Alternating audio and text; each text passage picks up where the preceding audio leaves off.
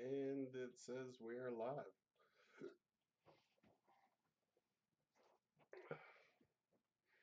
All right. So thanks for stopping by. If anybody's out there, um, it's gonna be my first YouTube video where I'm just gonna be working on some artwork, talking about art. Might try and throw some tips out there. I don't know. Just if anybody has any questions, I got the chat up. Um, excuse me if I get a little busy and don't pay attention. Sometimes I space off and start noodling and doing my own thing, and next thing I know, I don't have anybody in my room because I'm not interacting with them. So let's get started here. Um, Today, what I'm working on is I've been doing this little bit of a predator drawing that just started out as wanting to sketch something, do a little doodling, and this guy kind of decided to show up uh, out of some squiggly lines.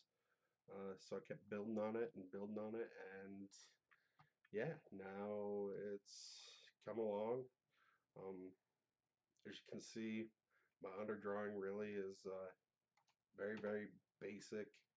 Um, didn't want to put too much into it because, when it comes down to putting bark details into trees and things like that, I don't really want to waste a lot of time sketching them out since a lot of it is just random pattern, thick, thin line, shapes, stuff like that. Just things that didn't need to start working on. But let me bring you through a couple back steps here of a couple things that I've been doing where uh, stuff starts to kind of fade away. Is to all I had to start with was basically kind of just a simplified drawing, figuring out things, perspective, what have you. As I continued to do that, I got to a certain point and realized that I just want to move on, and I'll work in the details later. I know it's not always the greatest approach for trying to get artwork done. Sometimes you just got to do whatever feels best and just keep going with it.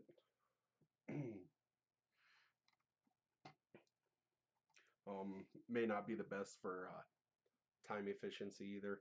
I noticed that. I have spent a great deal amount of time working on this thing. I probably got close to 6 or 7 hours into it already, maybe a little more. Like I said, it's really easy for me to lose track of time when I'm doing things. Um, and let's take a look here. So I started working on the mask first. Really thought it was important to kind of try and get my perspective figured out. Um, if you can see, the shape of my eye actually had to be adjusted, and something I was noticing last night when I was working on it is I actually think I need to readjust the left eye one more time. And beauty of Photoshop, is when you get in here, nothing is set in stone. I can always come in here. Um, I'm looking at mainly in this area here where the eye is at.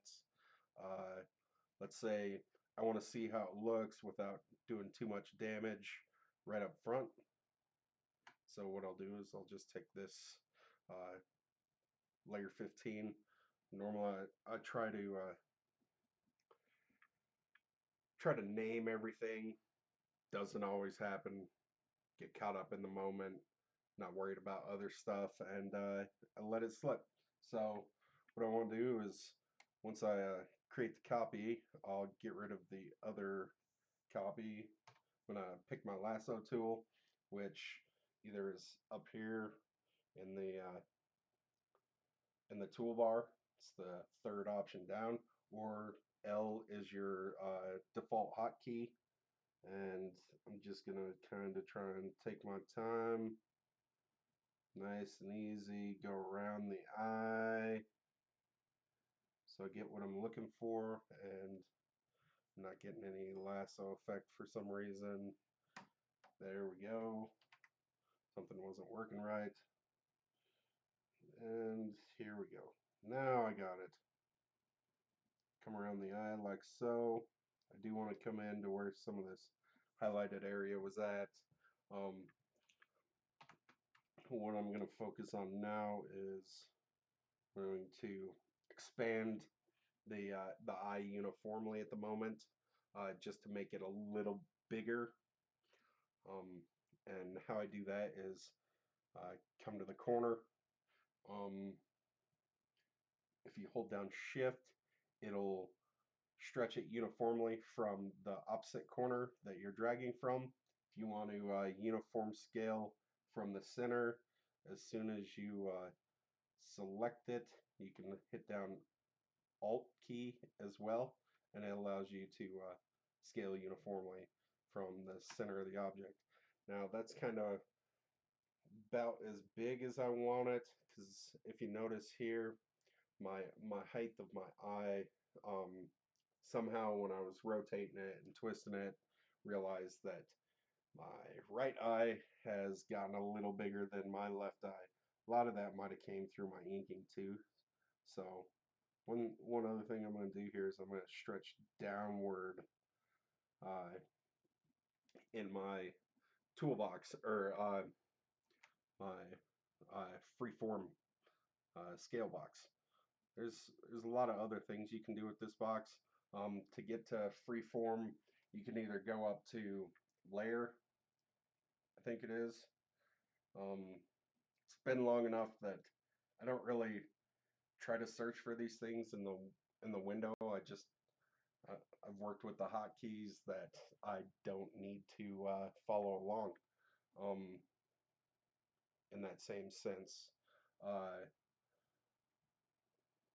where are you at? I want to say it was in layer. No, image. Maybe an edit. There it is. Freeform transformation. Uh, However, like I said, I'm used to just using the hotkey here, which is Control T.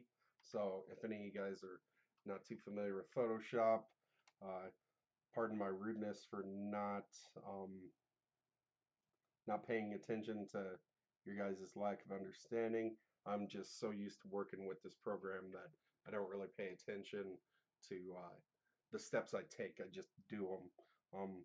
There is some stuff, that it still intrigues me. I'm not quite sure if I'm doing it right. And best part about this program is it's all about trial and error. You can't really screw anything up as long as you back up what you save. So you stretch that up. One other thing I like to do is when I'm working, because I work on a Cintiq, it's an older 21UX, still does the job. I like to come into here. Let me go ahead and accept that transformation. Come into the window, go to arrange, and hit the new window for character. Um, and then because I'm in a different screen mode, if you hotkey F, it'll allow you to go to a full screen mode where it takes away your toolbars and whatnot. That's not what I'm trying to do. I'm trying to actually get back to where it'll show my files here across the top. If I just click and grab that guy, and I'll drag it over to my other screen. And once I do that, I select Z, or the um, magnifying tool. And then once I hit Z, I hit Alt, which will allow me to subtract magnification instead of um, instead of increase it. And I have it set up to where it magnifies um it's a scale to fit, so when I zoom down, it the window actually scales downward with the drawing as it's scaling. Um, but it just allows me to keep a smaller version of it off to the side because sometimes when I get into the big parts of the really tight detail, I tend to lose myself a little bit. It doesn't update verbatim, but every time you lift a stroke of the pen, it will update over to the other picture actually. Uh, and I needed to do this because I believe it will help me figure out what I'm struggling with here, which is getting this eye to sit right where I want it. Actually, probably use.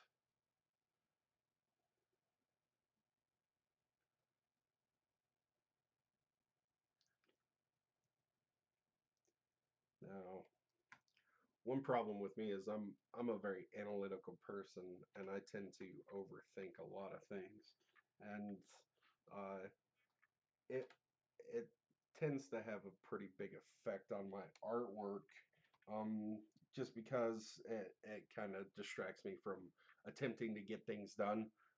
Instead, I focus on small details and problems that rather than work through them.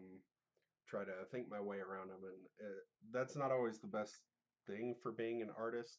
A lot of times, what you really want to do is um, just commit to it, whether it's wrong or not, uh, or you think it's wrong or not. There's actually no right or wrong when it comes to artwork. It's just doing what you like. Um, However, there are some rules that need to be followed, and a lot of that just has to do with um, the understanding of fundamentals, uh, the reason why we do certain things with artwork the way that it's done, and uh, the purpose behind that tends to be a lot of reasoning as far as to make it feel believable and real to the viewer. Perspective is very important. Um, I'm not really here to try and teach. However, I do feel like my study for visual arts and fine arts is fairly strong. So my knowledge as far as that goes, you're always growing as an artist anyways, but I feel like I could answer some questions with confidence in giving the correct answer that somebody might be looking for. Um, so now what I'm doing is I'm just trying to go in here, kind of redo some of what I got going on. Uh, this part of the mask here actually just kind of fades back. There's a little bit of crease. Now that I'm looking at it, I might scale down on my pencil here just so I can get just like one nice, oh, even that's too big. Little redo, still too big. Is my pen not working with, oh, there it is. Oh, dang it. See, that's one thing with Photoshop is sometimes I don't even get things right. What I'm trying to, nope, that's not going to be big enough. The pressure just isn't there right now. You know what I'm saying? So it happens to the best of us. That's not what I want. A little bit more. There we go. And then I can come in here, do a little bit of hatching, just to give an edge right there. Um, and I look at this thing and I see stuff every day that I'm like, I need to go in and change that. I need to do this. Well, there a lot of that is stuff I don't really worry about um, until I start working more uniformly. Uh, just because one thing I was uh, taught to practice when I studied art in school was to take and uh, try and finish things uniformly as you go outward and worry about the details later. However, part of me, from just my overall drawing experience, I always get stuck on wanting to just kind of noodle inward, get stuck on one small detail. It's not good for deadlines, but when I'm just doing things for fun for myself, uh, I don't care. I'd rather take my time and get things to look exactly the way I want them. Granted, a lot of things are just random happy accidents. Uh, I just keep working towards that goal of the finished product. So, anyways, I think I'm pretty satisfied with that eye, just so that way it's a little more uniform with the eye to the on the right side of the mask, our left, of course, his right. Uh, and I turn back on layer 16 here, just to show where I started working in the details on the pads, the shoulder pad here, which is part of the shoulder cannon mount that the Predator has as one of his common weapons. Um, I love the shoulder cannon because even though they all kind of have a similar appeal and look, they're almost as unique as the Predator's masks and the Predator themselves are. Much to the same sense that what's the odds of finding a human that looks exactly the same as you, you know? Their guns are unique to part of their warrior mentality. Um, and that's why one beauty about drawing the Predator that I'm enjoying is there's a few basic things that need to be conformed to give that believability as the Predator. However, you can just kind of do what you want, you know. We do know that they got these kind of long tube sausage like dreadlocks. They almost feel like they're more like skin based than a hair kind of thing, though. So I feel like I kind of captured that wormy, greasy kind of skin versus being actual hair dreadlocks like human dreadlocks are. Uh, as you can see, I came in here across the backside of the mask, worked on those a little bit, decided to move down to the shoulder pad. A lot of my shoulder pad was kind of probably in reference to feudal Japanese samurai type armor, where they do a lot of layered plating, shingling type stuff.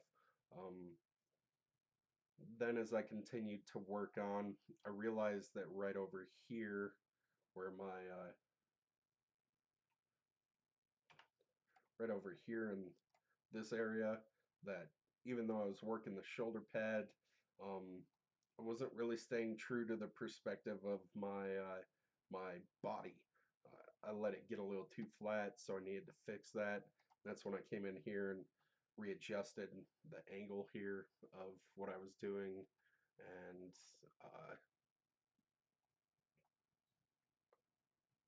kind of tried to vary some things here with this piece, showing a difference in uh, layers.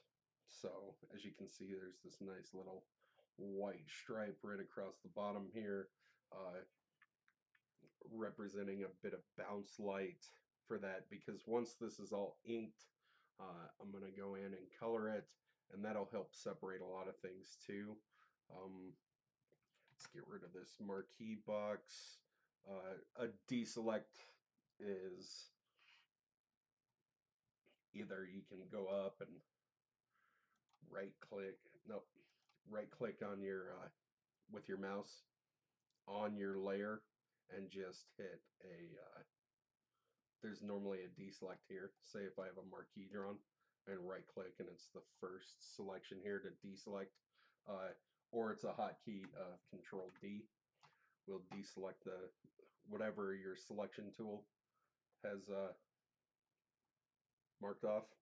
So yeah, then I started working here and getting the idea of, this strap, the way his arm is, it's probably going to be pulling a little tight, creating a bit of bulge here in his pectoral region.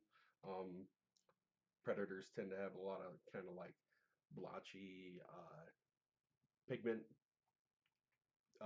discoloration in their skin and whatnot. So I went in and just kind of threw some stuff in, just random, just to break up the monotony of the huge white area I had as his chest before.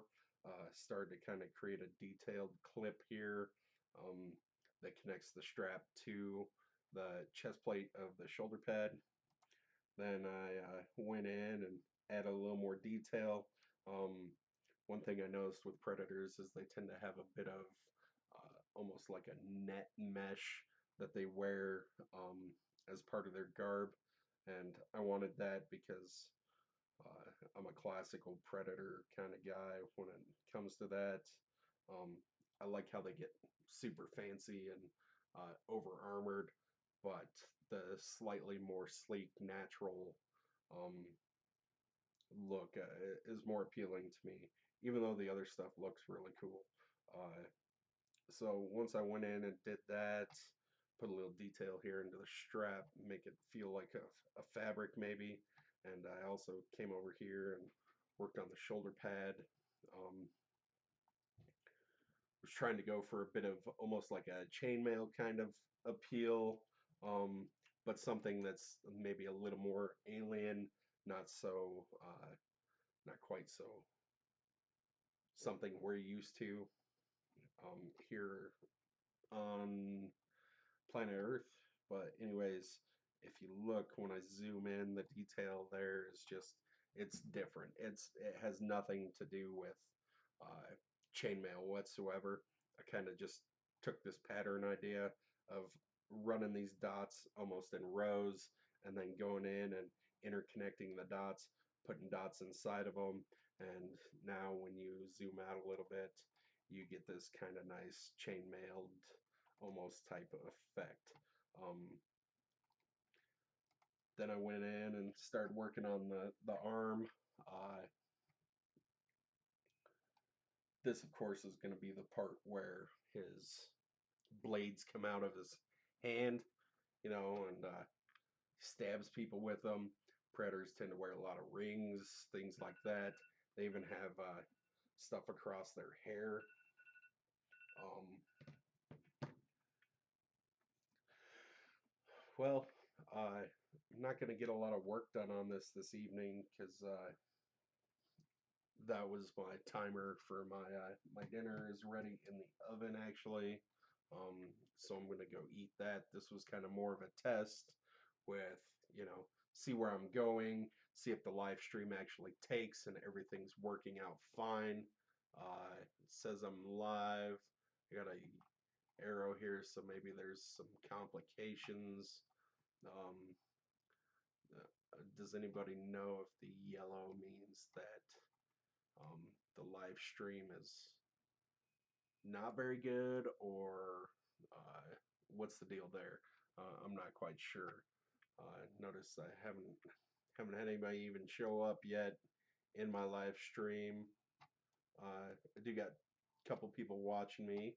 Um, if you can't say hi, just thought I'd say what's up. Thanks for stopping in to check out my live stream. What's the uh, what's the message? It says here I got a message. I'm not seeing any messages. Can you read my live chat?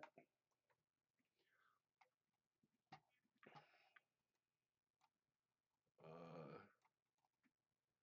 where are my messages? Can I pull them up? I don't know.